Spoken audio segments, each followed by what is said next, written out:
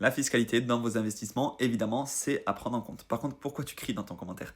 Oui, il faut prendre en compte la fiscalité du PEA, du compte titre. Je vous l'ai déjà dit plein de fois, sur le PEA, c'est plus avantageux puisque au-delà de 5 ans de détention de ton PEA, tu payes que 17,2% d'impôt sur tes plus-values. Donc c'est vraiment très avantageux d'avoir des investissements dans ton PEA. En plus, tant que ça reste dans le PEA, ça reste un vase clos fiscal. Donc, tu peux faire des allers-retours, tu peux vendre des actions, recevoir des dividendes, réinvestir, etc. Tu n'es pas taxé. Donc ça, c'est très intéressant. Le PEA, 17,2%.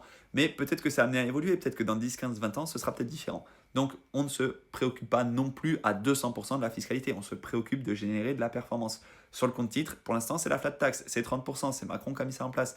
Mais peut-être quand il sera plus là, déjà, la flat tax, elle était amenée à passer à 33%. Je ne sais pas si ça a été voté ou pas. Mais peut-être que ça va évoluer. Donc oui, il faut prendre en compte la fiscalité. Oui, il va falloir faire des déclarations fiscales chaque année, sauf si sur ton PEA, tu touches à rien pendant 15 ans.